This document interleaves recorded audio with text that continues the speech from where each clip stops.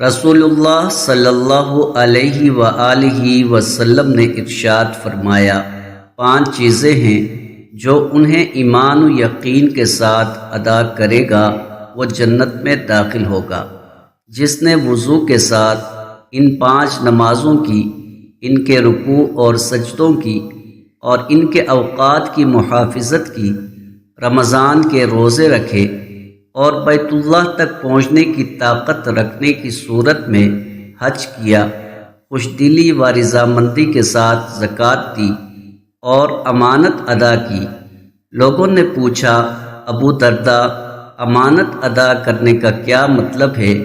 تو آپ رضی اللہ عنہ نے کہا، اس سے مراد جنابت کا غسل کرنا ہے۔ سنن ابو داؤد حدیث نمبر 429۔ جناب رسول اللہ صلی اللہ علیہ وآلہ وسلم نے ارشاد فرمایا، اللہ تعالیٰ کا ارشاد ہے، میں نے آپ کی امت پر 5 وقت کی نماز فرض کی ہیں اور میری طرف سے یہ وعدہ ہے کہ جو ان کے وقتوں پر ان کی محافظت کرتے ہوئے میرے پاس آئے گا میں اسے جنت میں داخل کروں گا، اور جس نے ان کی محافظت نہیں کی میرا اس سے کوئی وعدہ نہیں۔ سنن ابو داؤد حدیث نمبر 430۔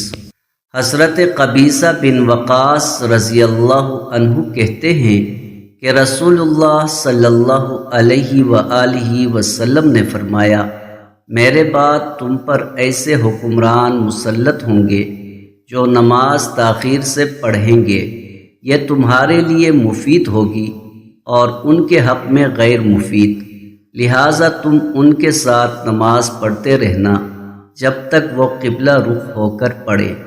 سنن ابو داؤد حدیث نمبر 434۔